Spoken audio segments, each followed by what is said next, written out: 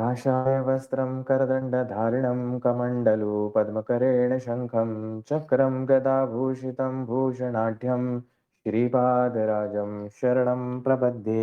श्रीपादराजं शरणं प्रपद्ये। श्रीपादराजं शरणं प्रपद्ये। अवधूतचिंतन श्री गुरुदेव दत्त। अनंत कोटी ब्रह्मांड नायक राजाधिराज योगराज परब्रह्म भगवान श्री स्वामी समर्थ महाराज, या दिंडोरी प्रणित मार्गाचे प्रणेते ब्रह्मीभूत परमपूज्य पिठले महाराज, सद्गुरू परमपूज्य दादासाहेब, तुम्हा आम्हा सर्वांचे श्रद्धेयस्थान प्रातस्मरणीय परमपूज्य गुरु माऊली यांच्या चरणी आपण सर्व सेवेकऱ्यांच्या वतीनं त्रिवार मुजरा.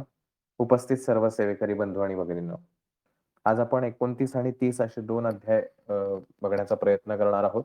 कालच्या अध्यायामध्ये आपण कर्मविपाक सिद्धांत बघितला, कशा प्रकारे आपल्या प्रत्येक कर्माचा हिशोब होतो आणि प्रत्येक कर्माची फळ ही सुद्धा निश्चित आहे. त्यामुळे आपल्याला जरी काही गोष्टी माहिती नसल्या, जसं कायदा जो असतो, त्या कायद्याचं आपल्याला जरी ज्ञान नसलं तरी आपण जर कायद्याचं उल्लंघन केलं तर आपल्याला शिक्षा भोगावीच लागते. आपण असं म्हणू शकत नाही मला ही गोष्ट माहीत नव्हती, तर आपल्याला प्रत्येकाला ती शिक्षा जी आहे ती कमी अधिक फरकाने भोगावीच लागते. आणि त्यावेळेला जो काही न्यायाधीश असेल, जो तिथला कायद्याचा रक्षक असेल, तो जे काही आपल्याला मग त्याच्यामध्ये सूट देईल किंवा आणखीन काही त्यातनं मार्ग सांगेल, तर ते त्यावेळेच्या त्या व्यक्तीवरती अवलंबून गोष्टी असतात. तसंच हे शास्त्राचं संविधान जे आहे ते खूप हजारो वर्षांपूर्वी भगवंतांनी स्वतः रचलेलं आहे. भगवंतांनी स्वतः त्याचे नियम बनवले आहेत. त्यामुळे या नियमांमध्ये फेरफार करण्याची कोणाचीही ताकद नाही, कोणालाही त्याचा अधिकार नाही. त्यामुळे कुठलाही देव असू द्या, कुठलेही ऋषी असू द्या किंवा अन्य कोणीही असू द्या, हे कोणीही या शास्त्र नियमांमध्ये बदल करू शकत नाहीत. त्यामुळे प्रत्येक कर्माचं फळ हे निश्चित आहे. मग ते कुठल्याही प्रकारचं असो, चांगलं असो किंवा वाईट असो. तर त्याचा आपण थोडासा सारांश जो आहे तो कालच्या अध्यायात बघितला. आजच्याही अध्यायात आपल्याला काही गोष्टी समजणार आहेत. परंतु ह्या सगळ्याला एकमेव जर उपाय असेल की ह्या कायद्यातून पळवाट काढायची आहे, तर आपला वकील उत्तम नेमावा लागतो, की जो आपली बाजू योग्य पद्धतीनं मांडतो आणि कमीत कमी शिक्षा आपल्याला कशी होईल किंवा शिक्षाच होऊ नये यासाठी आपल्या बाजूनी जो लढतो, तो वकील जो आहे तो अध्यात्मातला आपले सद्गुरू असतात. त्यामुळे सद्गुरूंना योग्य सद्गुरू भेटणं हे सुद्धा महत्वाचं आहे. त्या सद्गुरूंची भेट झाल्यानंतर त्यांची निस्वार्थ भावनेनं सेवा घडणं, तर आपण त्या वकिलाची योग्य जर फी देत राहिलो, तर जेव्हा केव्हा आपल्याला या कायद्यातनं पळवाट शोधायची असेल, कायद्यातनं सूट मिळवायची असेल, त्यावेळेला हे सद्गुरू जे आहेत हे देवाशी जे काही आपल्याविषयी बाजू मांडायची असेल ते मांडून आपल्याला कमीत कमी शिक्षा होण्यासाठी त्यांच्या आशीर्वादाने ती होते. म्हणून आपण गुरुचरित्राच्या सुरुवातीच्या अध्यायात बघितलं की देव जरी कोपला, पण गुरुने जर त्याचं रक्षण केलं तर देव काहीच करू शकत नाही. पण गुरु जर कोपला तर देव सुद्धा त्या ठिकाणी मदतीला येत नाही. तसं आपला वकील जर आपल्या बाजूने बोलला, तर न्यायाधीश शेवटी जे समोर येईल त्याच्यानुसार निर्णय देतो. परंतु जर वकीलच आपल्या विरुद्ध फिरला, तर मात्र मग आपल्याला कोणी न्यायाधीश सुद्धा विचार करायला येणार नाही. म्हणून कायम सद्गुरूंचे चरण जे आहेत हे कधीही सोडू नयेत आणि ह्या सद्गुरूंच्या चरणी आपली सेवा आपल्याला जी शक्य असेल त्या पद्धतीनं आपण ती सेवा करत राहणं आणि ती निस्वार्थी भावनेनं मी केलं असं सांगण्यात काही अर्थ नाही. कालच्या अध्यायात आपण ते बघितलं की आपण केलेलं पुण्य आपण जेवढ्या वेळेला उच्चारण करणार, तेवढ्या वेळेला आपल्या हातून पापं घडत राहतात आणि त्याची शिक्षा आपल्याला भोगावी लागते. त्यामुळे केलेलं विसरून जायचं हेच खरं तर सद्गुरूंची सेवा असते. तर या दृष्टीनं आपण कालच्या अध्यायात सगळा त्याचा सारांश, त्याचे जी प्रोसेस आहे किंवा त्याचे कशा पद्धतीनं नियमावली आहे ती साधारणतः बघितली. आजच्या अध्यायामध्ये भस्म विधान जे आहे ते आपल्याला बघायला मिळणार आहे. ह्यातला टेक्निकल जो भाग आहे, तांत्रिकी जो भाग आहे, की भस्म कसं लावायचं, मग त्या प्रत्येक त्रिपुंड जे लावतात त्या त्रिपुंडाच्या प्रत्येक रेषेमध्ये कोणकोणत्या देवाचा अंश आहे, हे सगळं आपल्याला त्या ठिकाणी वाचायला मिळेल गुरुचरित्राच्या 29व्या अध्यायामध्ये. परंतु ह्यातला जो महत्वाचा भाग आहे, सारांश जो आहे, जो आपल्याला शिकण्यासारखा भाग आहे. कारण आपण आज प्रॅक्टिकल जगामध्ये जगत असताना भस्म लावून एखाद्या ठिकाणी जाणं हे फार अवघड झालंय. घरात असू तर आपण नक्की त्या भस्माचा लेप किंवा भस्म जे आहे ते आपल्याला लावता येऊ शकतं. हे भस्मविधान महत्वाचं आहे, परंतु आज तेवढं भस्म, तेवढं पवित्र व्यक्ती ह्या सगळ्याच दुर्मिळ आहेत. त्यामुळे तांत्रिकी भाग वगळता आपण काही गोष्टींवरती नक्कीच फोकस करूया. तर कालचा अध्याय हा सगळा ऐकल्यानंतर त्रिविक्रम भारतींसहित सर्व शिष्यांना जे काही ज्ञान झालं ते अपरंपार होतं आणि हे सगळं ज्ञान ऐकल्यानंतर त्रिविक्रम भारती आणि महाराजांना नमस्कार करतात आणि ते महाराजांना असं विचारतात, की "महाराज त्या एक साध्या पतिताला तुम्ही भस्म लावलं, भस्मलेपन केलं आणि ताबडतोब त्याला ज्ञान आलं आणि जेव्हा त्याच्यावरती घागरीभर पाणी ओतलं आणि ते भस्म निघून गेलं, त्यावेळेला ते त्याचं ज्ञान निघून गेलं. मग असं ह्या भस्माचं असं काय महत्त्व आहे? तर ते कृपा करून तुम्ही आम्हाला सांगावं." तर महाराज त्यावेळेला सांगतायत, "श्री गुरु म्हणते त्रिविक्रमासी, भस्म महात्म्य मज पुससी, एकचित्त करुणी मानसी, सावधान ऐक पा." की ह्या भस्माचं महात्म्य आता मी तुला सांगतो आहे, तर तू सावधान होऊन एकचित्ताने ह्याचं महात्म्य ऐक. पूर्वी कृतयुगामध्ये जसं आपण आत्ता कलियुग म्हणतो, तसं सत्ययुग जे आहे, त्याला कृतयुग सुद्धा म्हणतात. म्हणजे ज्याला सृष्टीची निर्मिती झाली, तो पहिलं युग. त्या कृतयुगामध्ये वामदेव नावाचे एक संन्यासी, तपस्वी, ऋषी हे त्या होते आणि त्यांची गोष्ट महाराज या ठिकाणी सांगतायत. अतिशय तपोबल असणारे ते ऋषी, सामर्थ्यवान आणि पुण्यवान ब्रह्मचारी असे ते ऋषी होते आणि हे ऋषी जे आहेत वेगवेगळ्या ठिकाणी तपश्चर्येसाठी जायचे. जंगलामध्ये त्यांचं मार्गक्रमण असायचं. तर असंच एका वेळेला त्या क्रौंच नावाचं जे अरण्य आहे त्या ठिकाणी त्या अ, वामदेवांचं आगमन होतं आणि ते तिथं आल्यानंतर ते तपश्चर्येसाठी त्यांच्या तिथे आलेले असतात. तर त्या ठिकाणी आल्यानंतर तिथे एक ब्रह्मराक्षस राहत असतो आणि तो म्हणतो, की चांगली आयती संधी साधून आलेली आहे आणि ह्या व्यक्तीला मी मारून, खाऊन मी माझी भूक भागवतो, असं म्हणून त्या वामदेव ऋषींसमोर तो ब्रह्मराक्षस जो आहे तो येतो आणि ह्या ब्रह्मराक्षसाला बघितल्यानंतर साधारणतः कुठल्याही मनुष्याला भीती वाटणं साहजिक आहे. म्हणजे आपल्याला भूत दिसलं तर आपल्याला किती भीती वाटेल. परंतु हे वामदेव ऋषी जे आहेत ते सामर्थ्यवान, ताकदवान असल्यामुळे ते शांत त्या ठिकाणी राहिलेले आहेत. ब्रह्मराक्षस क्षुधाक्रांत आला असे भक्षू म्हणतं, करा करा दात खातं, मुख पसरून जवळ आला. अतिशय रागामध्ये की आपली भूक भागवायची आणि आता ह्यांना खाऊन टाकायचंय मला या माणसाला. अशा पद्धतीने तो त्या ठिकाणी आला. परंतु राक्षस येता देखोनी वामदेव निःशंक धरी म्हणे, उभा असे महाज्ञानी पातला राक्षस त्याजवळ. हे जे धारिष्ट्य जे आहे, हे करेज जे आहे, धैर्य जे आहे, हे माणसाला ज्ञानातून येतं. स्वतःवरती असलेला विश्वास जो आहे, या विश्वासातून हे धारिष्ट्य येतं. कमकुवत माणूस कधीच आत्मविश्वासपूर्वक गोष्टी करू शकत नाही. त्यामुळे आपल्या आयुष्यामध्ये आपल्याला कॉन्फिडन्स हवा असं ज्यावेळेला वाटतं, त्यावेळेला शक्ती कमवावी लागते. मग शक्ती कमवण्यासाठी जे काही करावं लागेल ते करावं लागेल. तरच आपल्याला सामर्थ्यवान आपला सेल्फ कॉन्फिडन्स जो आहे हा आपल्याला वाढवता येऊ शकतो. फक्त माझा आत्मविश्वास वाढला पाहिजे असं म्हणून कुठलीही गोष्ट होत नाही. तर त्यासाठी जे काही त्या गोष्टीमधलं सर्वश्रेष्ठ आहे ते मिळवण्याचा प्रयत्न करून ते मिळवलं पाहिजे. शारीरिक शक्ती जर असेल तर ती कमवली आपण, तर कुठलाही एखादा चोर जरी समोर आला, तरी आपण त्याला धीराने तोंड देऊ शकतो. आपल्याकडे जर ज्ञान असेल, तर आपण संकटाला सुद्धा धीराने तोंड देऊ शकतो. सो त्या गोष्टींपासून जर घाबरायचं नसेल, तर आपल्याला त्या गोष्टीमध्ये सर्वश्रेष्ठ असं असणं अपेक्षित आहे. आणि हे वामदेव जे ऋषी आहेत, ते सर्वज्ञानी असल्यामुळे ते अतिशय धीर वृत्तीने त्या ब्रह्मराक्षसासमोर उभे राहिलेले आहेत. आणि राक्षस अतिशय आनंदित झाला, की हा ऋषी काय ह्याच्याकडे काही ताकद नाहीये. आपण सहज याला गिळंकृत करू शकतो आणि असं म्हणून त्या राक्षसाने त्यांच्यावरती उडी घेतली. परंतु त्या वामदेव ऋषी भस्म परिधान करते होते. कपाळाला त्रिपुंड आहे, दंडाला आहे. सगळ्या शरीरावरती त्यांनी हे त्रिपुंड जे आहे ते लावलेलं आहे. आणि ह्या भस्माचा स्पर्श झाल्या क्षणी त्या ब्रह्मराक्षसाला ज्ञानाची प्राप्ती होते. आणि तो त्या वामदेव ऋषींपासनं विलग होतो आणि तो म्हणतो ही महान विभूती आहे आणि ते त्यांच्या चरणावरती ब्रह्मराक्षस तो लागतो आणि तो म्हणतो, की तुमच्यामुळे मला ही ज्ञानाची प्राप्ती झालेली आहे. आलिंगता मुनीश्वरासी, भस्म लागले राक्षसासी, जाहले ज्ञान तयासी, जाती स्मरण जन्मांतरेचे. की त्याला पूर्वाश्रमीचे 25 जन्म त्याचे स्वतःचे आठवले, की मी कोण होतो? मला हे असं का ब्रह्मराक्षसी योनी मला प्राप्त झाली.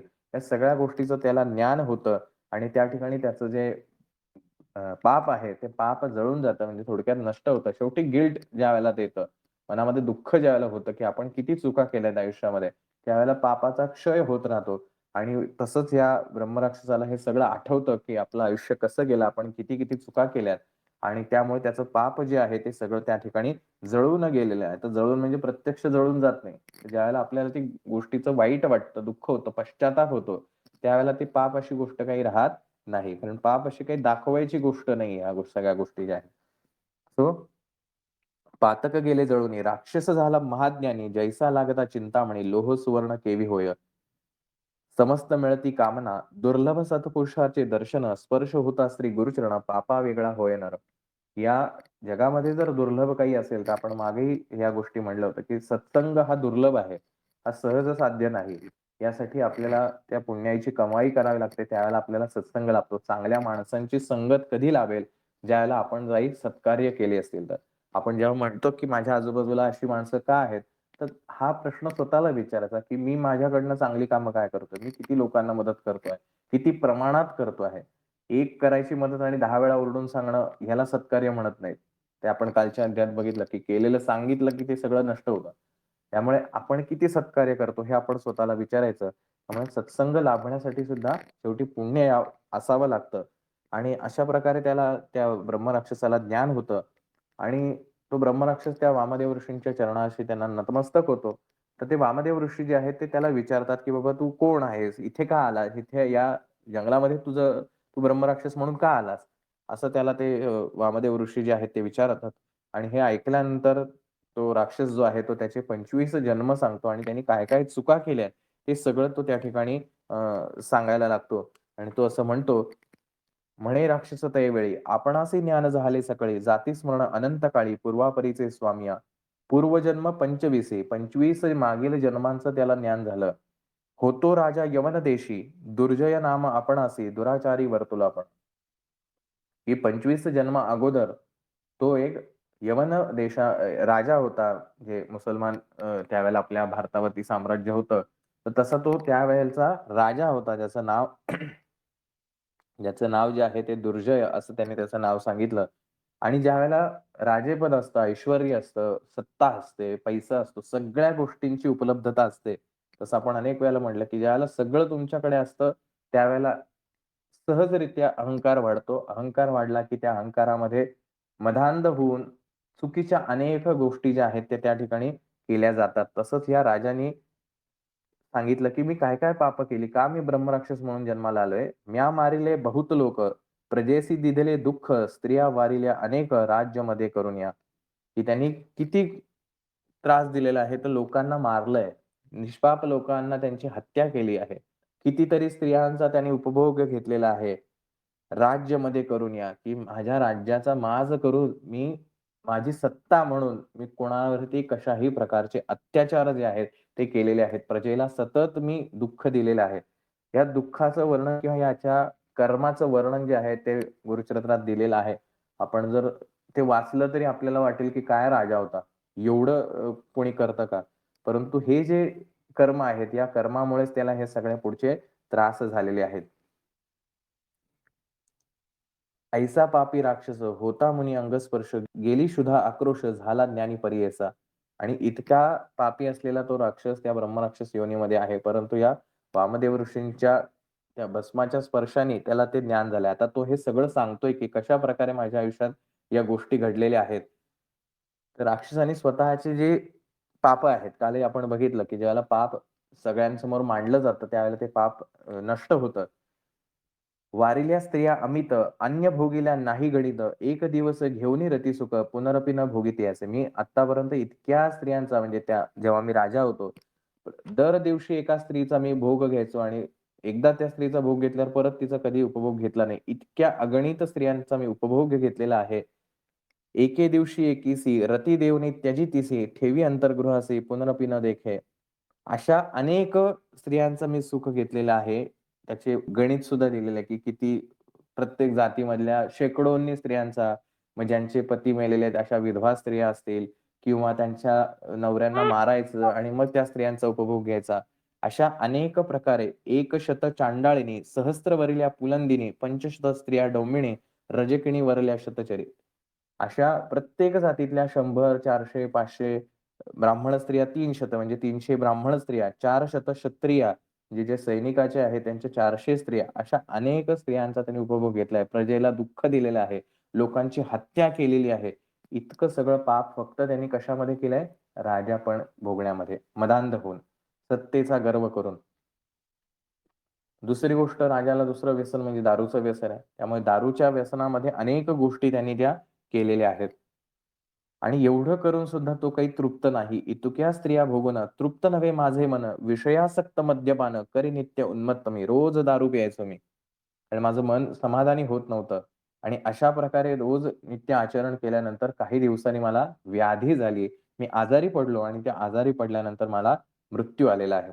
आणि मी आजारी पडल्यानंतर मग माझं राज्य जे आहे ते शत्रूंनी हिरावून घेतलं. माझ्याकडे आता काहीच राहिलं नाही. अशातच मला मरण आलं. आता हे मरण आल्यानंतर बघा जेव्हा हातात सगळं होतं त्यावेळेला जी केलेली कर्म आहेत, त्याचं फळ बघा किती वाईट आहे. देवांची सहस्त्र वर्षे देखा, 10 वेळ फिरलो ऐका, पितरांसहित नरका, भोगिले नरक येणे परी. आपण मागे बघितलं की देवांचं काळगणित काळ कसा आहे, तर आपले 6 महिने म्हणजे त्यांचा 1 दिवस, पुढचे आपले 6 महिने म्हणजे त्यांची 1 रात्र, म्हणजे आपलं 1 वर्ष म्हणजे त्यांचा 1 दिवस होतो.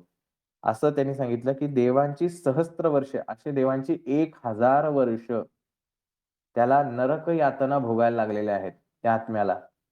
ज्या प्रकारे त्यांनी ते कृत्य केलेले आहे, त्याची शिक्षा देव कशाप्रकारे देतोय, तर 1000 देवांची वर्ष. मग आता विचार करा 1000 गुणिले आपली जेवढी आहेत वर्ष तेवढे दिवस. एवढे दिवस त्याला नरक यातना भोगायला लागले. 10 वेळा फिरलो ऐका, असं 10 वेळा झालंय. पितरांसहित नरका, भोगिले नरक आहे आणि माझे जे पूर्वज होते, ज्यांनी पण असंच कृत्य केलं होतं, त्यांच्यासोबत मी पण शिक्षेला तिथं आणि हे सत्य आहे. ज्या लोकांनी प्रजेला जे निष्पाप लोक आहेत, त्यांना त्रास दिलेला आहे, भ्रष्टाचार केलेला आहे, दुराचार केलेला आहे, ही सगळी लोकं जे आपल्याला असं वाटतात, की ही किती मोठी लोकं आहेत, परंतु मृत्यूनंतर यांना प्रचंड यातना सहन कराव्या लागतात आणि असे अनेक आत्मे ह्या नरकामध्ये सडत राहतात. त्यांच्या वेदना आपण म्हणजे इथे बोलण्यासारख्या नाहीयेत. शिक्षा देवाच्या किती वाईट राहतात. जर आयुष्यामध्ये आपण तहानलेल्या व्यक्तींना पाणी दिलं नाही, तर आत्म्याला अनेक हजारो वर्षे बिन पाण्याचं राहावं लागतं. त्याला पाणी दिलं जात नाही. त्याला तहान काय असते ह्याची जाणीव करून दिली जाते. तो तडफडत असतो, की मला पाणी द्या म्हणून.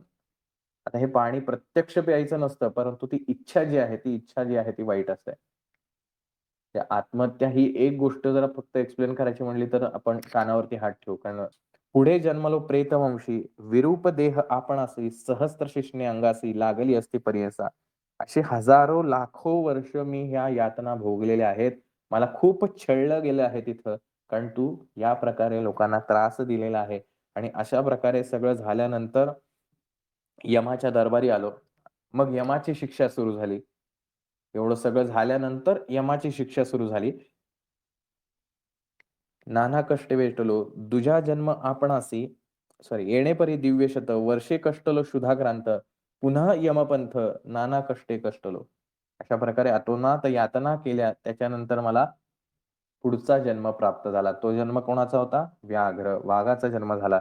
आणि मग वाघ झाल्यानंतर परत मी पुन्हा हत्या करत राहिलो. त्याच्यामुळे पुन्हा मग अजगराचा जन्म मिळाला. मग नंतर लांडगा असे वेगवेगळे त्याला वेगवेगळ्या योनीमधले पशु, पक्षी यांचे जन्म झाले. कधी सरडा झाला, कधी ससाणा झाला, कधी कुत्रा झाला. असे अनेक जन्म जे आहेत त्याला ते भोगावे लागले. असे 25 जन्म जे आहेत ते पुढचे त्याला वेगवेगळ्या योनीमध्ये प्राप्त झालेले आहेत. आणि हे करत असताना प्रत्येक योनीचा कालावधी वेगळा आहे. म्हणजे एकदा सरडा झाला की 10-15 वर्षात संपला असं नाही. त्या सरड्याची योनी जेवढी त्याची शिक्षा असेल, कदाचित आपण काल बघितलं की एक श 100 वेळेला कुत्र्याचा जन्म घ्यावा लागतो. म्हणजे साधारण 1,500 वर्ष त्या एकाच योनीमध्ये खितपत पडावं लागतं. असं अनेक हजारो वर्ष त्याला हे सगळं भोगावं लागतंय. जन्म आपण पंचदशी, जांबुवंत झालो क्लेशी, रान कुकुट षोडशी, जन्म पावलो परियसा. अस्वल झाला, त्यानंतर अ, पुन्हा जंगलामध्ये माझा जन्म झालाय. 19व्या जन्मासी मंडूक झालो परियसी. मंडूक म्हणजे बेडूक. कासव जन्म विंशतीसी, 21व्या मत्स्य झालो. कासव झाला, आता मत्स्य मासा सुद्धा झालेला आहे. 22व्या जन्म थोर, झालो तस्कर उंदीर. उंदीर काय करतो? फक्त कुरतडण्याचं काम करतो. म्हणून तस्कर म्हणजे चोर. उंदीराचा मला जन्म झालाय. दिवांध झालो बधीर, उलूक झालो 23वा. उलूक म्हणजे आपलं घुबड. अशा प्रकारे वेगवेगळ्या प्रकारचे मांजरीचा जन्म झाला आणि मग 25व्या जन्मामध्ये हा ब्रह्म राक्षसाची योनी. ही ब्रह्म राक्षस म्हणजे त्यातल्या त्यात सर्वात दुष्ट हुताखेतांमध्ये अशी योनी त्या ठिकाणी प्राप्त झालेली आहे. हा कर्माचा सिद्धांत आहे. त्यामुळे जेवढं आपण कमी ऐकू ह्याच्याबद्दल तेवढं चांगलं आहे. म्हणून नेहमी सावध राहून जेवढं सत्कार्य करता येईल, तेवढं आपण सत्कार्य करण्यासाठी प्रयत्नशील राहावं. "क्षुधाक्रांत अहर्निशी कष्ट तो मी परियसी, निराहार अरण्यवासी वर्ततसे स्वामिया." काय केलं त्यांनी? जेव्हा राजा होता त्यावेळेला लोकांना छळलं, त्या स्त्रियांचा उपभोग घेतला, लोकांना त्रास दिला. त्याची शिक्षा एवढी त्याला शिक्षा मिळून सुद्धा पुन्हा ब्रह्मरक्षाची योनी होऊन सुद्धा पुन्हा शिक्षा काय आहे? त्याला अन्न-पाण्याविना राहावं लागतंय. सुधाक्रांत अहर्निशे दिवस-रात्र मी भुकेने व्याकुळ असतो. पाणी मला मिळत नाही प्यायला. वासना झाली भक्षीन म्हणून या लागी आलो धावनी. आणि म्हणून जसा तू मला या ठिकाणी दिसलास, तर माझ्या मनामध्ये इच्छा झाली, की माझी जी भूक आहे, ती मला भागवता येईल. पण जसा तुझा अंगाचा स्पर्श झाला, त्या क्षणी मला हे सगळं आठवलं आणि ते आठवल्यामुळे आता मी पापातून मुक्त झालोय. आपल्याला हे आठवेल का? हा मोठा प्रश्न आहे. कारण आपल्याला आठवण्यासाठी असा वामदेवासारखा एखादा ऋषी भेटला पाहिजे. पण आपल्याला काही तो भेटणं फार दुर्मिळ आहे. एखाद्याला भेटला तर सगळ्यात वेल एंड गुड, की "बाबा रे, तू मागच्या जन्मांमध्ये असं-असं केलंय म्हणून तुला हे सगळं भोगावं लागतंय." आपल्याकडे काही नाही आणि म्हणून आपल्याला एकच दुवा आहे तो म्हणजे सद्गुरूंचा आणि म्हणून सद्गुरूंची सेवा ही नेहमी करत राहायची. तर तो आता त्या वामदेव ऋषींना म्हणतोय, की "आता मला बास झालं. मला आता हे जे काही दुःख आहे, हे जन्म आहे, ते आता मला नको आहे आणि म्हणून मला तू ह्यातून सोडव." तर वामदेव ऋषी जे आहेत ते त्याला भस्माचं महात्म्य सांगतात, की कशाप्रकारे भस्म किती महत्वाचं आहे, की तुला जे ज्ञान झालं, ते माझ्या स्पर्शाने न होता ते भस्म जे आहे, ते भस्म तुझ्या शरीराला लागलं आणि म्हणून तुला त्या ठिकाणी ज्ञान झालेलं आहे. "कैसा महिमा तुझे अंगी, ईश्वर होशील की जगी, आम्हा उद्धारावया लागी, आलीस स्वामी वामदेवा." तर त्याला असं वाटलं, की हा वामदेव हा साक्षात परमेश्वरच आहे आणि म्हणून त्याच्या स्पर्शाने आपल्याला हे ज्ञान प्राप्त झालेलं आहे. परंतु वामदेव ऋषी जे आहेत ते त्याला सांगतात, "सर्वांग माझे भस्मांकित, तुझे अंगी लागले किंचित, त्याने झाले तुझे चेत, ज्ञानप्रकाश जन्मांतरीचा." माझ्या अंगाला जे भस्म लागलेलं होतं, त्या भस्माचा स्पर्श झाल्यामुळे तुला हे ज्ञान प्राप्त झालेलं आहे. तर अशा प्रकारे मग ते वामदेव ऋषी जे आहेत त्याचं भस्म महात्म्य त्या ब्रह्मराक्षसाला सांगतात, की एका गावामध्ये एक ब्राह्मण होता, परंतु अनाचार, दुराचार तो करायचा. चुकीच्या पद्धतीनं त्याचं वर्तवणूक राहायची. त्यामुळे त्याला त्याच्या समाजामधून, घरातून त्याला हाकलून लावलं आणि हाकलून लावल्यानंतर तो चोऱ्या-माऱ्या करायचा आणि त्याचा उदरनिर्वाह करायचा. शूद्र जातीतल्या एका स्त्रीशी त्याने विवाह करून व्यभिचार करायचा. अशा प्रकारे त्याचा नित्य आचार राहायचा. चोऱ्या-माऱ्या करून वाईट कृत्य करत राहायचा. तर एके दिवशी एका शूद्राने त्याची हत्या केली आणि हत्या केल्यानंतर त्याला गावाच्या बाहेर टाकून दिलं. तर हे गावाच्या बाहेर टाकून दिल्यानंतर त्या गावामध्ये कुत्रा होता जो अतिशय भुकेने व्याकुळ होता आणि सहज तो भटकत गावाच्या बाहेर आला. तर त्याला ही डेड बॉडी जी आहे ती त्या ठिकाणी दिसली.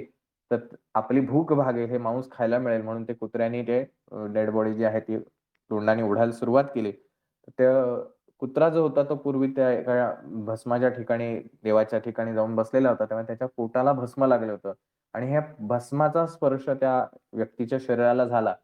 त्यामुळे ते यमाचे दूत जे आहेत ते त्या व्यक्तीला नेण्यासाठी आले. शिवाचे दूत त्या ठिकाणी आले आणि त्यांनी त्या यमाच्या दूतांशी लढाई केली आणि त्यांना हरवलं आणि ते त्या व्यक्तीला घेऊन ते शंकराकडे म्हणजे कैलासामध्ये गेले. तशा प्रकारे त्याला ते शंकराचे दूत त्या ठिकाणी घेऊन गेल्यानंतर यमाच्या दूतांनी विचारणा केली, की "तुम्ही असं का केलं? याला घेऊन जायचं होतं. याचे जे काही त्यांनी कर्म केलेली आहेत." त्यावेळेला शिवदूतांनी त्या ठिकाणी सांगितलं, की "ह्याच्या अंगाला भस्म लागलेलं आहे आणि जो कोणी भस्म लागलेला असेल, त्याला आम्ही घेऊन जाऊ." आणि म्हणून त्यांनी यमाने आदेश दिला, की या पृथ्वीवरती ज्याला कोणाला मृत्यूसमयी भस्म लागलेलं असेल, तर त्याला यमाने म्हणजे त्याच्या दूतांनी आणायचं नाही. त्याला शिवदूत घेऊन जातील. आणि म्हणून त्या ठिकाणी त्या भस्माचं महात्म्य जे आहे ते वर्णन केलेलं आहे, की त्याच्यामध्ये भगवान शंकराचं वर्णन केलेलं आहे. त्यांचं स्वरूपाचं वर्णन केलेलं आहे. कारण हे भस्म जे आहे हे भगवान शंकर धारण करते आहेत.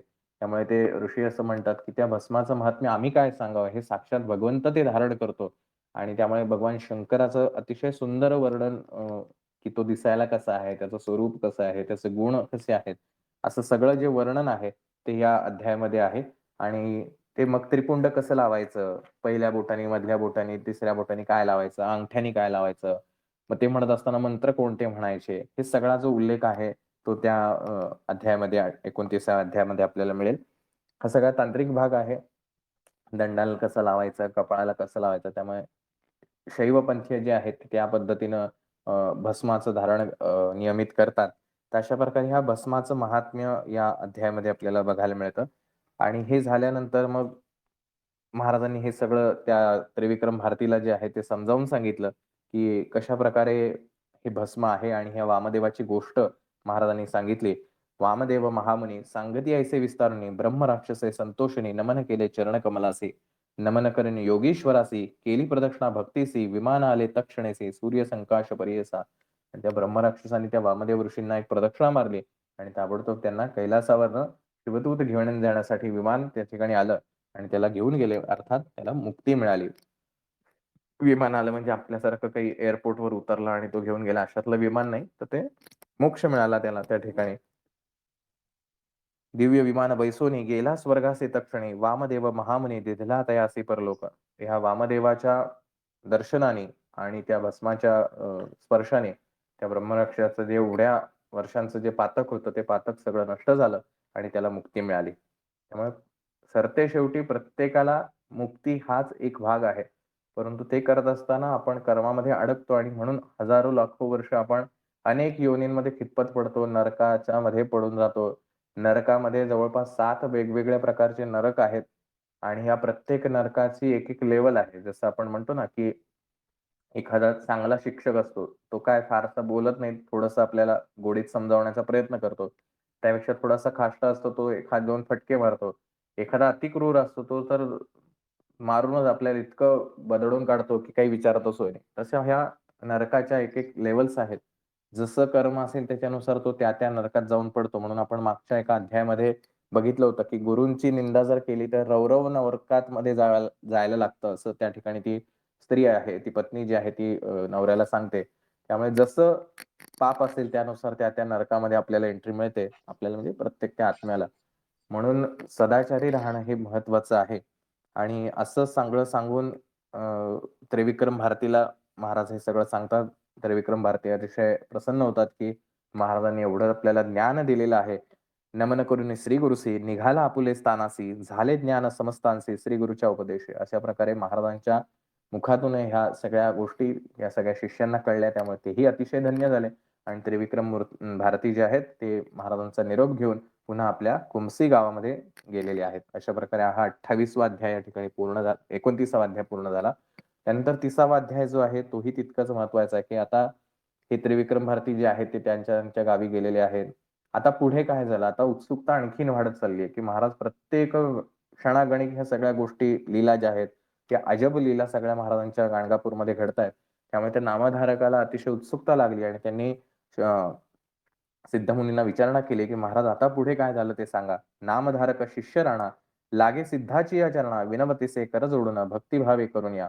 मागे कथा निरोपिलीसी, अभिनव झाले सृष्टीसी, पतिता करवी विख्यातीसी, वेदचारी म्हणविले. की तुम्ही मागील अध्यायात आम्हाला हे सगळं सांगितलं. आता पुढे काय झालं ते कृपया आम्हाला सांगावं. आणि हे ऐकून सिद्धमुनी अतिशय प्रसन्न होतात आणि मग ती पुढची कथा जी आहे, त्यावेळेला सिद्धमुनी असं म्हणतात, की गाणगापुरात इतक्या प्रतिक्षणी इतके अनेक अजब चमत्कार घडलेले आहेत, की ते जर सांगायला गेलं तर ह्याचा विस्तारच थांबणार नाही. म्हणून श्री दत्त महाराजांनी ज्यावेळेला सद्गुरू परमपूज्य पिठले महाराजांना दीक्षा दिली, दृष्टांत दिला, सद्गुरू दादांना दीक्षांत दिला, त्यावेळेलाही हेच सांगितलं, की हा गुरुचरित्र आमचा क्षणाचा ग्रंथ आहे, की ह्या सगळ्या ज्या लीला आहेत, ह्या क्षणभराच्या आहेत. हजारो लीला, अनंत लीला ज्या आहेत त्या ठिकाणी महाराजांनी त्या वास्तव्यात केलेल्या आहेत. त्यामुळे एवढ्या लीला सांगणं हे अशक्य आहे. त्यातल्या निवडक ज्या आहेत त्या गोष्टी आपल्याला या गुरुचरित्राच्या माध्यमातून हे नरसिंह सरस्वती आख्यानामध्ये आपल्याला ऐकायला मिळतायत आणि अशीच एक गोष्ट आता सिद्धमुनी त्या ठिकाणी सांगतायत, की आता एक आणखीन अजब प्रकार त्या ठिकाणी घडलेला आहे. ते एक माहूर गावामधलं जिथे माहूरचं शक्तिपीठ आहे, त्या गावामधलं एक जोडपं आहे. अतिशय श्रीमंत जोडपं आणि या श्रीमंत जोडप्याला सगळं काही ऐश्वर्य होतं, परंतु संतती सुख नव्हतं. अनेक देव व्रत, वैकल्य सगळं ते करत होते, परंतु काही जी काही संतती व्हायची ती मृत व्हायची. त्यामुळे अतिशय दुःखीत होते आणि त्या दुःखीत असताना त्यांनी श्री दत्त महाराजांची त्या ठिकाणी उपासना केली आणि या दत्त महाराजांच्या उपासनेमुळे त्यांना एक मुलगा झाला, जो जिवंत राहिला आणि त्याचं नाव त्यांनी दत्त असं ठेवलं. पुढे झाला आणिक सुत, तया नाम ठेविती दत्त, असती आपण धनवंत, अतिप्रीती वाढविले. आणि एवढ्या सगळ्या महत् प्रयासानंतर एकुलता एक मुलगा झालेला आहे. हे श्रीमंत आहे. त्यामुळे अतिशय प्रेमामध्ये, लाडामध्ये त्या मुलाची त्यांनी वाढ करत असतात. सगळ्या त्याच्या ज्या काही गोष्टी असतील, त्या सगळ्या त्याला पुरवायच्या. अशा प्रकारे त्याचं सगळं प्रेमामध्ये सगळं बालपण चाललं होतं. आणि मग यथावकाश 12व्या वर्षी त्याचं लग्न लावून दिलं. त्यावेळेला सगळे बालविवाह व्हायचे. त्यामुळे 12व्या वर्षी ते त्याचं अतिशय सुंदर एका मुलीशी लग्न लावून दिलं आणि त्या यथावकाश 16व्या वर्षी त्या दोघांना 2 दाम्पत्यांना मुलं होतात, 2 जुळी मुलं. असं छान त्यांचं आयुष्य चाललं होतं. त्यांना वाटलं चला महाराजांची आपण सेवा केली त्यामुळे महाराजांच्या उपासनेमुळे आपल्याला हे सगळं फळ लाभतं आहे. परंतु कुठलीही गोष्ट आयुष्यामध्ये शाश्वत राहू शकत नाही. आनंद आहे तर दुःख हा निषेध म्हणजे जिथं सुख आहे, तिथं दुःखही येणार आणि अशाच ह्याच्यामध्ये अतिशय कमी वयामध्ये त्या व्यक्तीला व्याधीग्रस्त होऊन जातो आणि कुठल्याही प्रकारचं अन्न जे आहे, ते अन्न त्याच्या पोटातच जात नव्हतं. सतत त्याला उलटी होणार, त्रास होणार आणि वेदना प्रचंड होणार. अशा प्रकारचं नरूचे नरूचे अन्न तयासी, सदा राहे उपवासी, त्याची भार्या प्रीतीसी, आपण न घेत कदा अन्न. आणि त्याला इतक्या वेदना, पीडांनी तो हैराण झाला होता आणि त्याची जी बायको होती ती सुद्धा एवढी प्रेमळ होती त्याच्या नवऱ्यावरती इतकं प्रेम होतं, की नवऱ्याला उपाशी राहावं लागते म्हणून ती सुद्धा तसाच उपवास करायची, की त्याला ज्या यातना होत्या त्या पण मी पण त्याच भोगणार. वेगवेगळ्या प्रकारे औषधोपचार, वैद्यांचे उपचार कारण पैसा आहे त्यामुळे कुठल्याही गोष्टींची कमतरता जी आहे, ती कधी त्यांनी त्यांच्या उपचारामध्ये ठेवली नाही. परंतु तो नित्य होणारा त्रास जो आहे तो ना त्याच्या आई-वडिलांना ना त्याच्या बायकोला सहन होत नव्हता. परंतु या बायकोचं त्याच्या नवऱ्यावरती अतिशय प्रेम. पुरुषावरी आपुला प्राण, नित्य करी उपोषण, पतीस देता औषधे जाण, प्राशन करी बरी असा. की नवऱ्यावरती इतकं प्रेम होतं, की जी औषधं नवऱ्याला दिली जायची ती औषधं ती स्वतः पण पाहिजे. कारण जसा आजार दुर्धर आहे, औषधं ती कडवट असायची. मग त्या पतीला धीर मिळावा म्हणून कदाचित ही ती औषधं स्वतः पण घेत असेल. माहीत नाही प्रेमापोटी असेल. शेवटी प्रेम आंधळ आहे. येणेपरे 3 वर्षी झाली व्याधी क्षयासी पतिव्रता स्त्री कैसी पुरुषासवे कष्ट तसे. अशा प्रकारे 3 वर्ष हा सगळा त्रास चालू होता आणि कुठल्याही प्रकारे त्यांना कुठल्याही रिलीफ जो आहे तो त्या रिलीफ त्यांना काही मिळत नव्हता. त्याचा देह आता इतका दुर्गंधीयुक्त झाला. कारण सगळे बेडवरती सगळ्या गोष्टी ही बिचारी एवढी छोटी मुलगी आहे.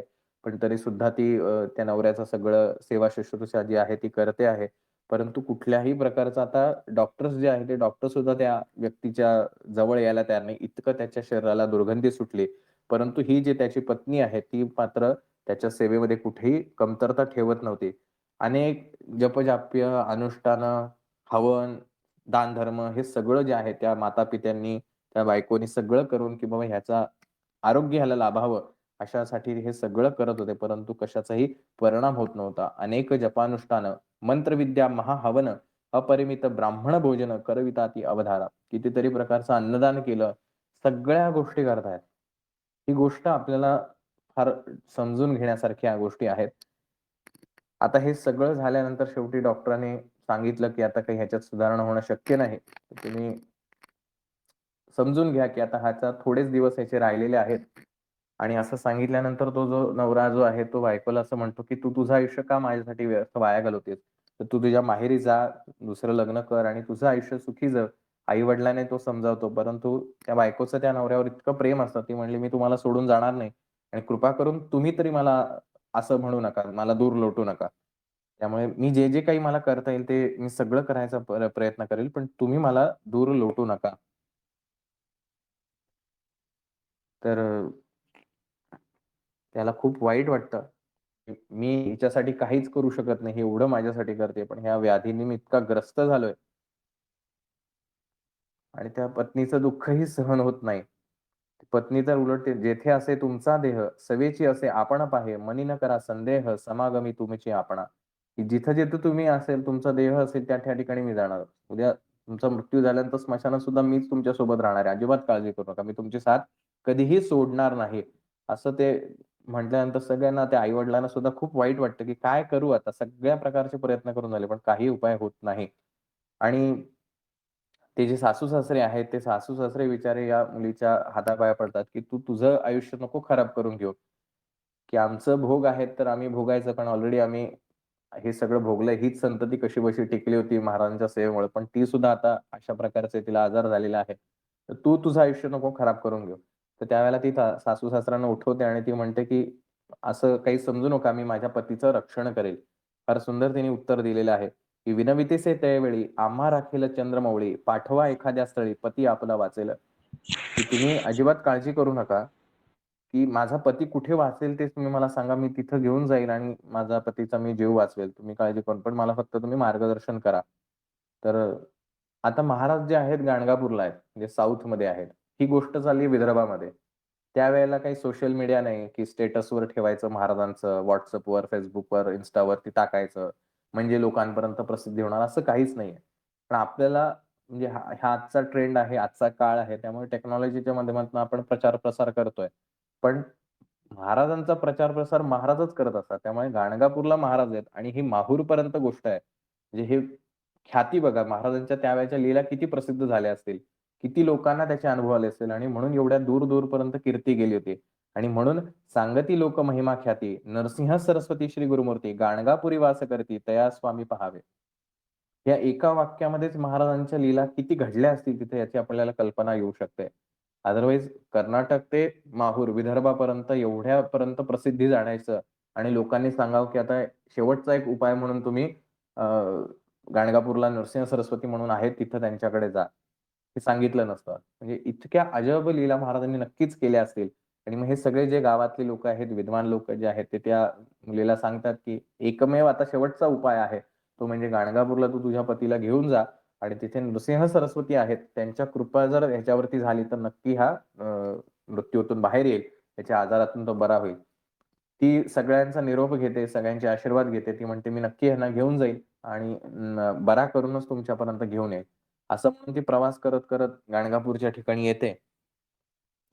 त्या ठिकाणी आल्यानंतर ती चौकशी करते, की इथे नृसिंह सरस्वती कोण आहेत? कुठे आहेत ते? त्यांची मला भेट घ्यायची आहे. आणि अशा प्रकारे मी माझ्या नवऱ्याला आणलेलं आहे. तो व्याधिग्रस्त आहे.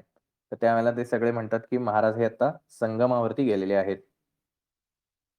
आणि अशी ती सगळी चौकशी करून पुन्हा त्या नवऱ्याला वेशीपाशी ठेवलेलं असतं. तिथे येते आणि तिथे येऊन पाहते तर नवरा मेला. पतिव्रता तये वेळ आली आपुले पती जवळ, पाहता झाला अंतकाळ, प्राण गेला तत्क्षणी. किती वाईट वाटलं असेल त्या मुलीला.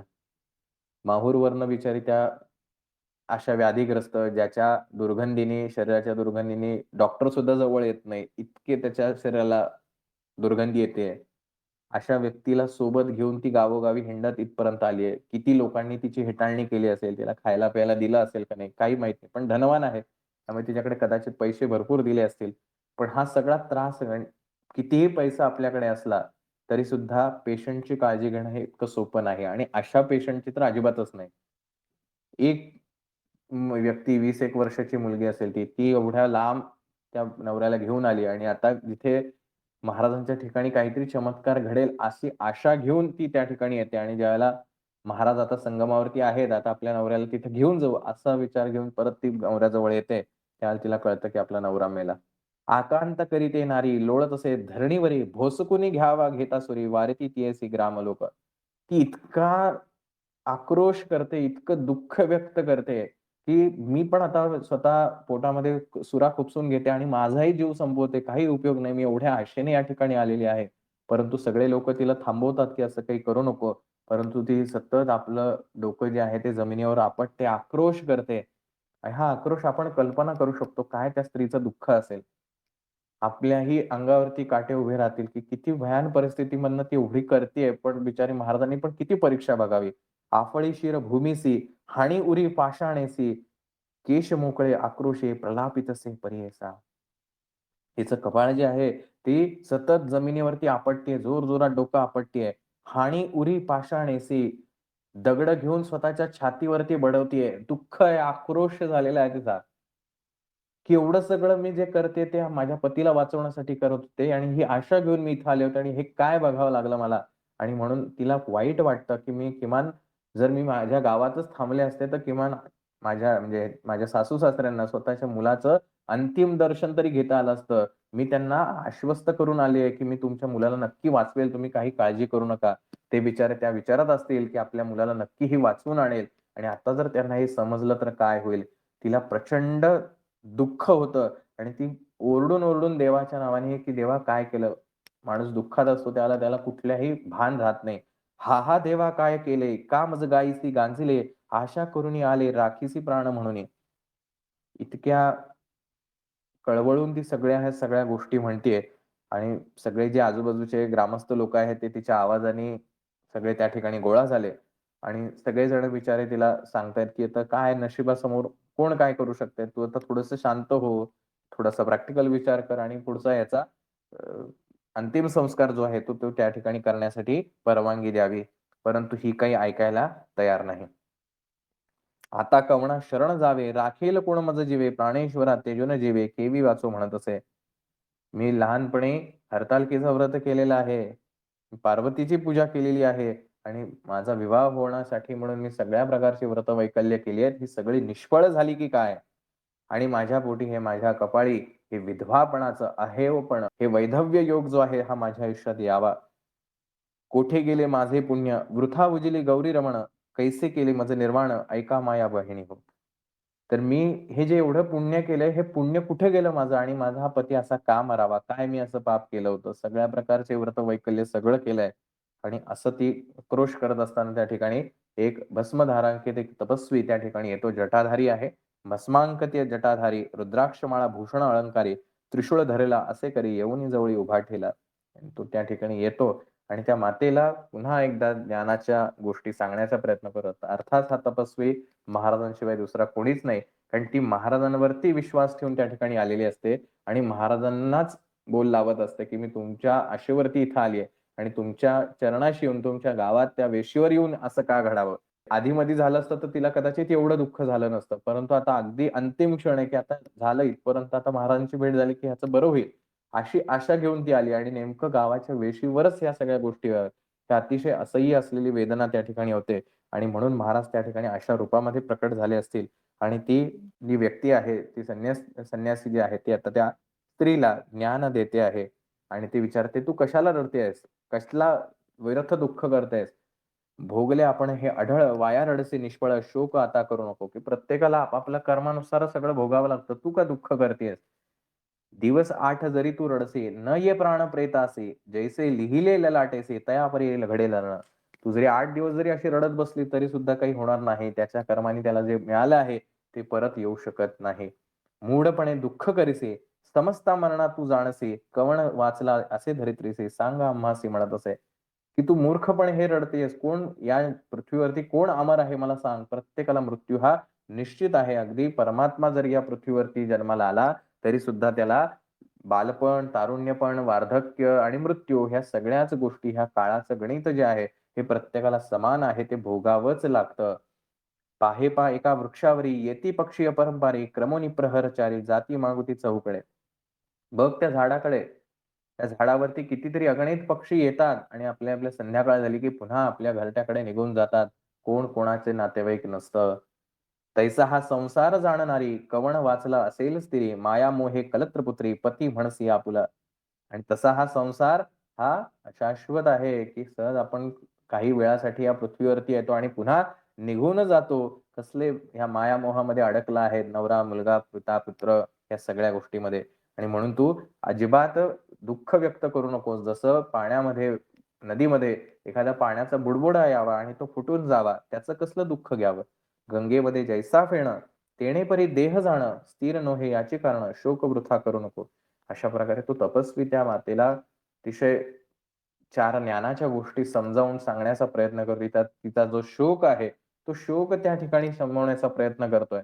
सत्य बाजू मांडण्याचा प्रयत्न करतोय. अर्थात हा तपस्वी म्हणजे महाराजच आहेत आणि महाराज ह्या ज्ञानाच्या 4 गोष्टी सांगून तिला शमवण्याचा प्रयत्न करतायत. कारण शेवटी नियम महाराजांनीच बनवलेले आहेत आणि नियमांचं उल्लंघन करणं हे चुकीचं आहे. म्हणून हर प्रकारे महाराज तिला समजावून सांगण्याचा प्रयत्न करतायत, की हा देह कशाचा बनलाय? पंचभूतात्मक देह, तत्संबंधी गुण पाहे. आपुले कर्म कैसे आहे, तैसा गुण उद्भवे. गुणानुबंधे कर्मे घडती, कर्मासारखी दुःख प्राप्ती, माया मोहाची रीती, मायामय संबंधे. आपण जे दरवेळेला पुन्हा बघा गुरुचरित्रात ह्याच गोष्टी आवर्जून कारण हेच सत्य आहे. कुठूनही, कसंही तुम्ही उलगडून पाहायचा प्रयत्न केला तरी अंतिम सत्य हेच आहे. आपल्या हातून जे कर्म घडतं त्याच्यानुसारच आपल्या आयुष्यात घडणाऱ्या गोष्टी घडतात आणि ह्या कर्म घडण्यासाठी ह्या 3 गुणांचाच मेळ होतो आणि हे 3 गुण जसे काही प्रकट होतील त्या पद्धतीनं आपल्या हातून कर्म घडतं. आपल्याला वाटतं आपण गुरुचरित्र ऐकायला आलेलो आहोत आपण काहीच करत नसतो. अगदी जर याचा खोलात जाऊन विचार केला तर तुम्हाला कळेल आपण काहीच करत नाही. हे सगळं जे आहे ना, ते आतल्या त्या गुणांच्या ऐक्याने म्हणा किंवा त्या गुणांच्या जे काही एकत्रित मिक्सचर तयार होतं, त्याच्यातून ह्या सगळ्या गोष्टी आपण काहीच करू शकत नाही. आपल्याला वाटतं आपण मी करतोय, मी श्वास घेतोय, मी हे करतोय, मी असं केलं, आपण काहीच करत नसतो. अननेसेसरीली गरज नसताना आपण सगळ्या गोष्टींचं क्रेडिट स्वतःकडे घेऊन अहंकाराची वृद्धी करत राहतो. खरं बघायला गेलं तर आपण काहीच करत नाही. एकही कृती ना झोपण्याची असेल, उठण्याची असेल, जेवणाची असेल, कुठलीच कृती आपण स्वतः काही करत नाही. ही गोष्ट लक्षात घ्यायची. मायामय संबंधे माया गुण, उपजे सत्व रज तमोगुण, येणेची तिन्ही देह जाण, त्रिगुणात्मक देह हा.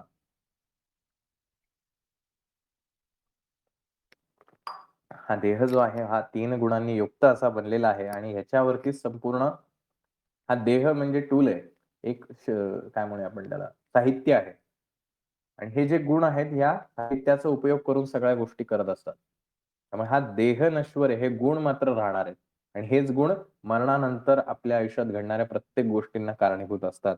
म्हणून या गुणांवरती काम करणं हे जास्ती महत्वाचं असतं. अशा प्रकारे अनेक प्रकारचं ज्ञान जे आहे ते महाराज त्या ठिकाणी तिला सांगण्याचा प्रयत्न करतात. जदी गर्भ होता नरो, नाश जाणे जो प्रख्यात तोरू, त्याचे जैसे गुणकर्म बिवरू, तैसे मरण जन्मायचा. ज्या वेळेला तो गर्भामधून पृथ्वीवरती जन्माला येणार आहे, त्याच वेळेला त्याचा मृत्यूही निश्चित झालेला असतो आणि त्यांनी जे काही त्याच्या गुणांनुसार कर्म केलेलं आहे, त्याच्यानुसार त्याचा मृत्यू, मरण जन्म परियेसा, की त्याचा पुढचा म्हणजे त्याचं मरण आणि त्याचा जन्म हे दोन्हीही त्याच्यावर डिसाईड राहतं. म्हणजे मला मृत्यू कसा यावा, हे सुद्धा माझ्या हातात आहे हे ठरवता येतं, पण आपल्याला ते कळत नाही. कारण आपल्याला कळतच नाही, की हे कशामुळं घडतंय. म्हणून ह्या गुणांवरती आधारित आहे. या गोष्टी पुन्हा-पुन्हा समजून घ्या. जधी गर्भ होता नरू, नाश जाणिते प्रख्यात थोरू, त्याचे जैसे गुणकर्म विवरू, तैसे मरण जन्म पर्यसा. त्याच्या गुणकर्माची जशी काही आखणी झालेली असेल, बॅलन्स शीट तयार झाली असेल, त्याप्रमाणे त्याच्या मृत्यू आणि येणारा जन्म हा ठरतो. कारण मृत्यूच्या शेवटच्या क्षणी तुमच्या मनामध्ये निर्माण झालेली इच्छा ही पुढच्या जन्माची निर्मिती असते. आपल्या आयुष्यात जी इच्छा होते, त्याच्यातूनच एखाद्या गोष्टीची निर्मिती होते. ब्रह्मदेवाला इच्छा झाली म्हणून सृष्टीची निर्मिती झाली. तुम्ही विचार करा, अशी एकही गोष्ट घडत नाही, जी तुमची इच्छा नाहीये, पण तरी सुद्धा ती गोष्ट घडते. शांतपणे विचार करायचा. वरच्या वर जर बघितलं तर तुम्हाला असं वाटेल, मी तर माझ्या दुःखांची इच्छा केली नाही, मग माझ्या आयुष्यात असं का घडतंय? खोलात जाऊन विचार केला तर कळेल, हे सगळे आपल्याच इच्छांचे परिणाम आहेत. कारण इच्छेशिवाय कृती घडवूच शकत नाही. आणि ही इच्छा जी आहे, ह्या गुणांवरती आधारित आहे. आपण जे वागतो, बोलतो, जे काही सगळ्या गोष्टी करतो, ह्या सगळ्या ह्या 3 गुणांवरती आधारित आहे. पूर्वजन्मासरसी भोगणे होय सुख दुःखांशी, कलत्र पुत्र पतिहर्षी, पाप पुण्यांशी जाणा. जे काही आपल्या आयुष्यात लाभलेली माणसं आहेत, हे सगळे आपलीच कर्म आहेत. आणि म्हणून तू शोक करणं हे चुकीचं आहे. असं तो तपस्वी जो आहे तो त्या मातेला, त्या स्त्रीला समजावून सांगण्याचा प्रयत्न करतोय. शतसहस्त्र कोटी जन्मी तू कवणाची कोण होती गृहिणी, वाया दुःख करीसी धणी मूर्खपणे करून या. जे भगवंतांनी अर्जुनाला दुसऱ्या अध्यायामध्ये विचारलं, की जेव्हा अर्जुन म्हणतो, की मी ह्यांच्याशी युद्ध करू इच्छित नाही, कारण हे सगळेच माझेच नातलग आहेत. त्यावेळेला कृष्ण अर्जुनाला विचारतो, की कोण होतास तू? मागच्या जन्मी कोण होतास? तुझे आई-वडील कोण होते? त्याच्या मागच्या जन्मी कोण होतास? पुढच्या जन्मात कोण होणार आहेस? तुला कशाचंही ज्ञान नाही. तू कसलं हे नातेवाईक आणि हे सगळं घेऊन बसलायस. आत्ता तुला तुझा धर्म, तुझं कर्तव्य करणं क्रमप्राप्त आहे. आणि हे कर्म तुला करणंच गरजेचं आहे आणि म्हणून त्यासाठी तू युद्ध कर. असं भगवंत अर्जुनाला युद्धासाठी प्रेरित करण्यासाठी या सगळ्या गोष्टी सांगतो. ज्ञानही देतो आणि कर्म करण्याचाही त्याला आदेश देतो, की तुला करावंच लागेल हे, त्याच्याशिवाय पर्याय नाही. मग अर्जुन म्हणतो, की मी जर असं हे केलं, ह्यांना सगळ्यांना मारलं, तर माझी जी पुढची पिढी आहे, ही काय म्हणतील, की एवढा मोठा धनुर्धर आणि ह्यांनी स्वतःच्याच गुरूंना मारलं, स्वतःच्याच आजोबांना मारलं, स्वतःच्या भावंडांना मारलं, सगळ्या कुळाचा वंश जो आहे त्याची हानी या व्यक्तीने केली आहे. माझे वंशज जे माझा उद्धार नाही करणार. त्यावेळेला भगवंत असं म्हणतो, की "तू कशाचे विचार करतोयस? पुढे काय होणार आहे याच्यापेक्षा आत्ता तुला धर्मासाठी उभं राहणं हे जास्ती महत्वाचं आहे. अन्यथा धर्म संकटात येईल. हा जे समाज आहे, हा समाज बिघडेल आणि म्हणून त्याच्यासाठी तुला उभं राहावं लागेल आणि हे जर नाही केलंस, तर उद्या तीच पिढी, हाच समाज तुला असंही म्हणेल, की तुझ्याकडे एवढं सामर्थ्य असून सुद्धा तू लढला नाहीस, तू पळपुटा होतास, हाच समाज दोन्ही बाजूनी तुला बोलेल. म्हणून तू समाज काय बोलतोय याकडे दुर्लक्ष करून जे धर्मानुसार योग्य आहे, जे सदाचार आहे, ते तू करावंस असं भगवंत अर्जुनाला उपदेश देतो. अशा प्रकारचं सगळं ज्ञान जे आहे ते त्या ठिकाणी अध्याय 30व्या मध्ये महाराज देतात. परंतु ती स्त्री काही मानायला तयार होत नाही आणि म्हणून त्यावेळेला पुढच्या अध्यायामध्ये त्या तपस्व्याने तिला जो उपाय सांगितला, तो उपाय करायला सांगितला. मग कशाप्रकारे काय होईल त्याची पुढची स्टोरी पुढच्या अध्यायामध्ये आपल्याला पाहायला मिळणार आहे. परंतु हे दोन्ही अध्याय बघायला गेले तर खूप महत्त्वाचे आहेत. ती स्त्री, तो पुरुष, आपलं काहीतरी तर नातं असलं पाहिजे. ही नुसत्याच गोष्टी वाचण्यासाठी गुरुचरित्र नाही, आपलं आयुष्य बदलण्यासाठी गुरुचरित्र आहे. मग ही स्त्री आपल्या आयुष्यामध्ये काय रोल प्ले करते? हा पुरुष जो व्याधीग्रस्त झालाय, तो आपल्या आयुष्यामध्ये काय रोल प्ले करतो? आणि हे महाराजांनी सांगितलेलं कर्मविपाकाचं जे गोष्टी आहेत, की आपल्या आयुष्यात सुख-दुःख का घडतंय? हे त्रिगुणांचं जे रूप आहे, हे कसं आहे? आणि म्हणून या त्रिगुणांच्या जो पलीकडे आहे, तो दत्त आहे. दत्त म्हणजे आपण जे व्यक्ती स्वरूपात मानतो, ती व्यक्तीपेक्षा क्वालिटीजवर जास्ती फोकस करा. तर आपल्याला दत्त खऱ्या अर्थाने समजतील. दत्त महाराज हे त्रिगुणात्मक मूर्ती दत्त हा जाणा असं ज्यावेळेला म्हणतो, की ह्या त्रिगुणांच्याही पलीकडे म्हणजे तो सत्व, रज, तम ह्या गुणांच्या पलीकडे असलेलं स्वरूप म्हणजे परमात्मा आहे. परमात्मा हा मायेच्या पलीकडे आहे. माया ही अविद्या माया आहे, अज्ञान आहे. आपण दरवेळेला मी जे सांगतो, की आपण अज्ञान दूर करण्यासाठी प्रयत्न करायचे नसतात. आपण ज्ञान प्राप्त करण्यासाठी प्रयत्न करायचे असतात. अज्ञान ऑटोमॅटिकली जातं. कारण अज्ञान मुळात अस्तित्वातच नसतं. म्हणून आपल्याला समजून घ्यायचंय, की मला काय हवंय हे जर मला कळलं, तर मला काय नको हे ऑटोमॅटिकली जातं. म्हणून मला काय नकोय ह्याच्यावरती विचार करण्यापेक्षा मला काय हवंय ह्याचा जास्ती विचार करावा. जसं तो शिल्पकार जो असतो किंवा एखादा चित्रकार जो असतो, एखाद्या पांढऱ्या कागदावरती सहज चित्र रेखाटतो. कारण त्या चित्रकाराला माहिती आहे, ह्या पांढऱ्या कागदावरती कुठे मला रेषा ओढल्यानंतर चित्र निर्माण होणार आहे. तो हे विचार नाही करत कागदातला कुठला भाग मला नकोय. कागदातला कुठला भाग मला हवाय ह्याचा विचार करतो. उरलेले ऑटोमॅटिकली बाद होऊन जातात. आपल्याही आयुष्यात आपण अनेकदा अशाच गोष्टी करतो, की मला घरातनं निघाल्यानंतर इथे-इथे जायचंय असं मनात ठरवल्यानंतर आजूबाजूला येणाऱ्या गाड्या, त्यांचे आवाज, आजूबाजूला काय घडतंय ह्याचा आपल्याला थोडी सुद्धा जाणीव नसते. आपण आपल्या कामासाठी जे काही विचारत असतो त्यांनी चालत असतो.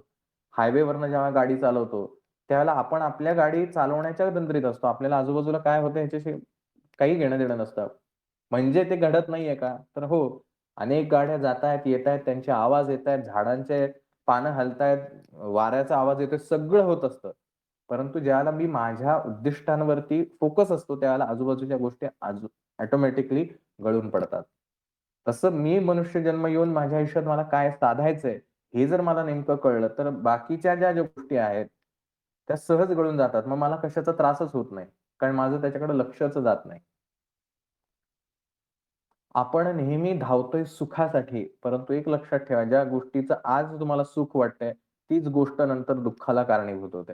एक साधं उदाहरण देतो म्हणजे लवकर कळेल. संतती प्राप्तीसाठी आपल्या प्रत्येकाला आनंद होत असतो, की संतती लाभावी म्हणून. एक जी माता आहे, ती मातेला त्या प्रसूती वेदना ज्या होतात, किती तीव्र असतात. प्रचंड वेदना असतात त्या. म्हणून त्याला दुसरा जन्म म्हटला जातो. म्हणून मातेला का पूजलं जातं? कारण तिने आपल्याला जन्म द्यावा म्हणून प्रचंड यातना सहन केलेल्या असतात. 9 महिने पोटात आपल्याला वाढवलं असतं. आपलं जेवण, खाण सगळ्याच गोष्टी आपल्या तिने सहन केलेल्या असतात. म्हणून मातेला श्रेष्ठ स्थान आहे. देवापेक्षा सुद्धा श्रेष्ठ कोण असेल तर माता आहे. आई-वडील आहेत. त्या प्रचंड वेदना झाल्यानंतर ती सगळी सहन करते आणि ज्यावेळेला अ, संतती होते, प्रसूती होते, त्यावेळेला तीच माता त्या सगळ्या वेदना विसरून जाते आणि अतिशय आनंदात असते. तिला आनंद होतो, "वाह! वाह! मला मुलगा झाला किंवा मला मुलगी झाली." किती आनंदात सगळीकडे अगदी प्रेमाने उड्या म्हणजे लोकांना सांगणार आणि ह्या सगळ्या गोष्टी करणार. प्रचंड आनंद. तीच आई थोड्या दिवसानंतर ज्यावेळेला तो मुलगा मनाविरुद्ध वागायला लागतो, चिड करतो, उलट उत्तर देतो, थोडा आणखीन मोठा झाल्यानंतर अजून वेगळ्या पद्धतीने वागायला लागतो. तीच आई त्याच मुलामुळे पुन्हा दुःखी झाली. मग हे असंच ती दुःख काढत राहते. मग थोड्या दिवसांनी त्या मुलाचं लग्न होतं. मग जेव्हा त्या मुलाला मुलगा होतो, पुन्हा त्या नातवंडामध्ये ती आनंदित होते. परत सुख शोधते. सो एकच गोष्ट आपल्याला सुख आणि दुःख देत राहणार आहे. जे गोड पदार्थ आज आपल्याला सुख देत आहेत, तेच गोड पदार्थ डायजेशनला त्रासदायक होणार आणि यथावकाश आपल्याला व्याधींची निर्मिती करणार. जे आज सुख देते तेच आपल्याला उद्या दुःख देणार आहे आणि आज जे दुःख आहे त्याच्यातनंच पुढे परत सुखाची निर्मिती. हे सायकल सतत चालूच राहणार आहे. त्यामुळे आज आपल्याला खूप छान वाटलं, "वॉव! मला चांगली नोकरी मिळाली. महाराज तुमची कृपा झाली, मला नोकरी मिळाली." पुन्हा उद्या तीच नोकरी तुमच्या त्रासाचं कारण बनणार आहे. पुन्हा तुम्ही नव्या नोकरीसाठी पुन्हा त्रास सहन करणार आहे. पुन्हा नवीन नोकरी लागली, पुन्हा तुम्ही आनंदाने पेढे वाटणार. पुन्हा पेढे वाटणार, पुन्हा या सगळ्या गोष्टी कंटिन्युअसली. एकच गोष्ट आहे, काहीच बदललेली नाही. नोकरी लागणं एवढीच गोष्ट आहे. पण ती एकच नोकरी आपल्याला सुखही देते आणि दुःखही देते. मग आपण अल्टिमेट हॅपीनेसकडे कधी जाणार? शाश्वत आनंदाकडे कधी जाणार? जोपर्यंत आपल्याला हे कळणार नाही, की हे माझ्या आनंदाचं कारण असूच शकत नाही. ह्याच्या पलीकडे काहीतरी असलं पाहिजे, जे मला कायमस्वरूपीचा आनंद देऊ शकेल. आणि ते ज्यावेळेला ज्ञानाचं द्वार उघडलं जातं, की इथे खरा माझा अल्टिमेट हॅपीनेस आहे. कायमस्वरूपीचा हा शाश्वत आनंद जो आहे, तो इथे आहे. त्यावेळेला आजूबाजूच्या सगळ्याच गोष्टी गळून पडतात आणि फक्त त्या आनंदामागे धावतो आणि तो आनंद असा आहे, की ज्याच्यात दुःख कधीच होत नाही. कारण ते आनंद सुख आणि आनंद ह्याच्यात खूप फरक आहे. आणि असा आनंद म्हणजे परमेश्वर आहे. आणि म्हणून ह्या मनुष्य जन्मामध्ये येऊन करायचंय काय? तर हे साधायचं आहे.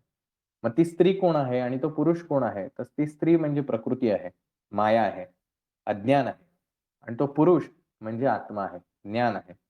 मग ज्यावेळेला हा पुरुष व्याधिग्रस्त होतो, म्हणजे हा आत्मा या अज्ञानामध्ये गुरफटला जातो, त्यावेळेला दुःख होतं. कारण दुःख यासाठी होतं, की मला आनंद का होत नाहीये? मी तर सगळं करतोय, तरी सुद्धा मला आनंद का होत नाहीये? म्हणजे एखादी गोष्ट खाताना खूप आवडीची गोष्ट असेल, तर ती खाताना तात्पुरता आनंद होतो. तो क्षण संपल्यानंतर आपण नॉर्मल झालेलो असतो.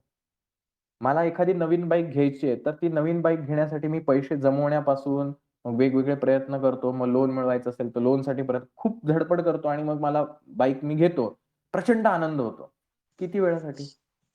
1 दिवस, 2 दिवस, 8 दिवस संपलं. 8व्या दिवसानंतर आपण परत नॉर्मल झालेलो असतो. अभ्यास केल्यानंतर परीक्षेमध्ये इतके मार्क मिळाले, की मला आनंद होईल म्हणून आपण प्रचंड मेहनत घेतो आणि त्या मार्क मिळाल्यानंतर किती दिवस आनंद टिकतो? पुढची ॲडमिशन झाली, की मागचं कोणी विचारत नाही. पुढे जावं लागतं. हे चक्र सतत चालू राहणार आहे आणि ही आहे माया. ती म्हणजे ती बायको आहे, ती स्त्री आहे.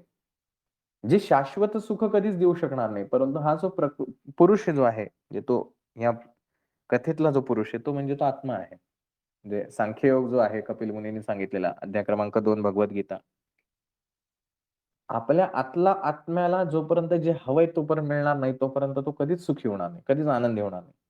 आणि ते त्याला मिळावं म्हणून मनुष्य जन्म आहे आणि म्हणून एवढा सगळा आटापिटा करावा लागतो. कुठून-कुठून तो सतत फिरत असतो. माहूरवरनं गाणगापूरला येईल नाही तर आणखीन कुठेही करत. सगळ्या बाजूनी प्रयत्न करतो. मी सेवा केली की मला आनंद मिळतो असं मला वाटतं. पण जर तो आनंद काही काळापुरता राहत असेल तर नाही, गडबड होते कुठेतरी आपली. तो शाश्वत असला पाहिजे. आज मिळालाय तर तो इतका असला पाहिजे, की पुन्हा घ्यायची आवश्यकता पण नाही भासली. इतका आनंद आहे. आणि असा आनंद ज्यावेळेला होतो, त्यावेळेला खऱ्या अर्थाने स्वामी महाराज कळतात. बघा, आपण ज्यावेळेला भुकेलेले असतो, भूक लागलेली असते, त्यावेळेला आपण जेवतो आणि जेवण झाल्यानंतर आता पोट भरलंय. किती आपल्याला कोणी आग्रह करावा, अगदी आपल्या आवडीचा पदार्थ आपल्या समोर ठेवावा, की "अरे एवढं खा." "नाही, नाही, आता नाही, शक्यच नाही, माझं पोट भरलं." तसं ज्यावेळेला आपल्याला हा स्वामी महाराजांच्या भेटीचा आनंद होतो, की प्रत्यक्ष महाराज आता मला भेटलेत, बास आता मला काहीच नकोय. त्याच्यानंतर तुमच्या आयुष्यात कोणी काहीही आणून देऊ द्या, काही फरक पडणार नाही. तुम्ही म्हणाल, "अरे मी ऑलरेडी आनंदी आहे. मला काही वेगळं आनंदासाठी वेगळं काहीच करावं लागत नाही." मग असं ज्यावेळेला घडतं, त्यावेळेला प्रपंच जो आहे, तो सुखकर होतो. मी मगाशी त्या दादांनी जे विचारलं, आपण प्रपंच सुखी व्हावा म्हणून धडपडतोय. प्रपंच कधीच सुखी होऊ शकत नाही.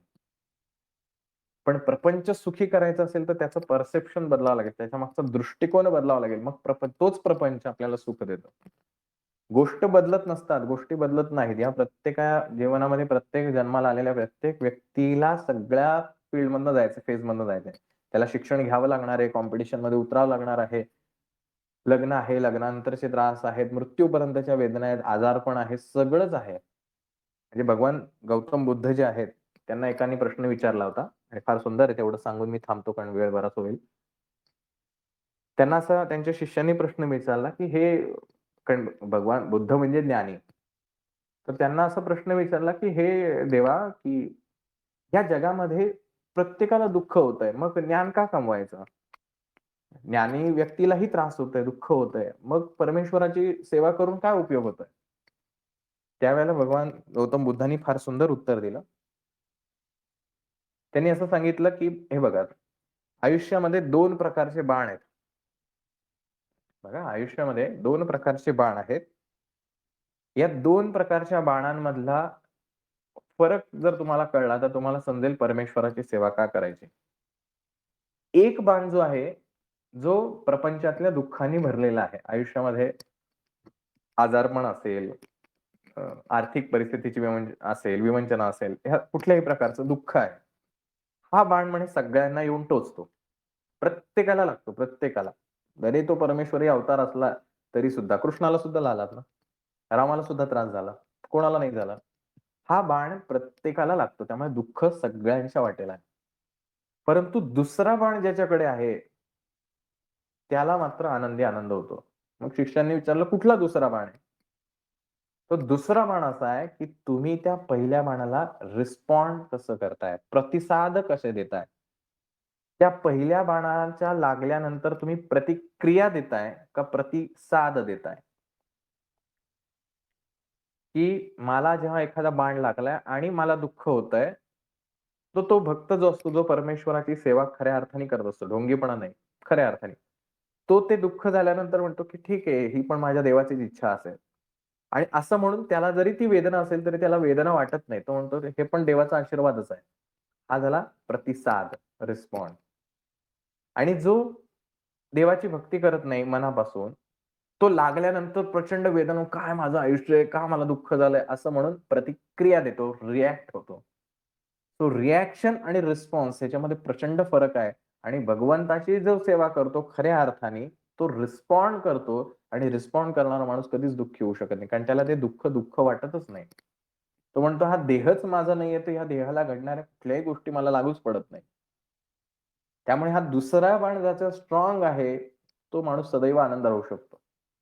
तो हे पहिला बाण सगळ्यांनाच कॉमन आहे. सगळ्यांसाठी कॉमन आहे.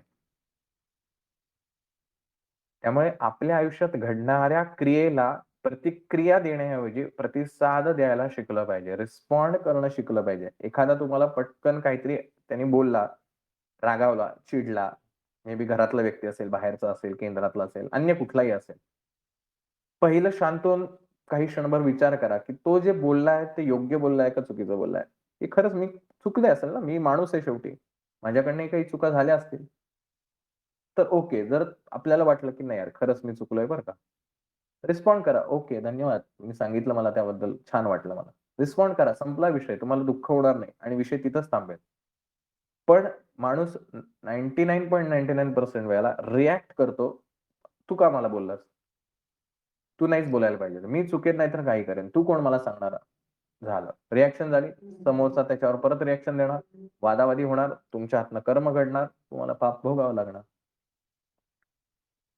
म्हणून हा रिस्पॉन्ड करण्याचा जो बाण आहे, तो फार महत्वाचा आहे. त्यामुळे आयुष्यामध्ये मागच्या अध्यायातली कथा सुद्धा खरं तर खूप महत्वाची आहे. सांगण्यासारख्या बऱ्याच गोष्टी आहेत.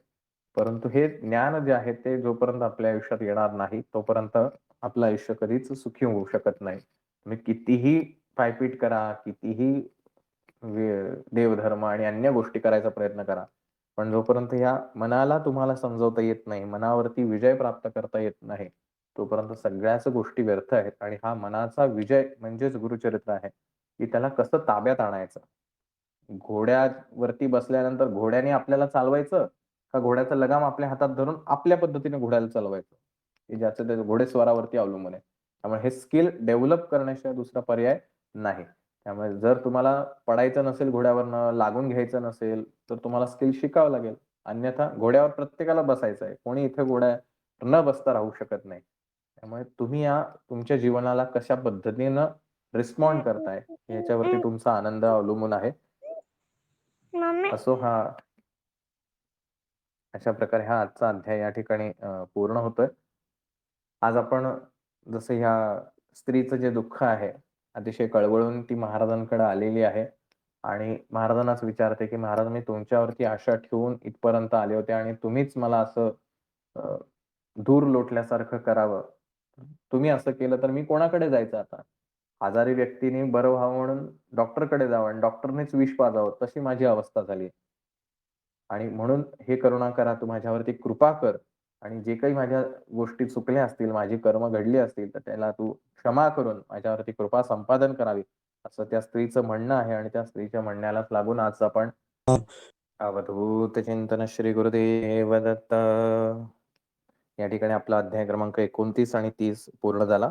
इति श्री गुरुचरित्रामृते परमकथा कल्पतरू श्री नृसिंह सरस्वती आख्याने सिद्धनामधारक संवादे प्रेतांगनाशको नाम त्रिशतमोऽध्यायः अवधूत चिंतन श्री गुरुदेव दत्त.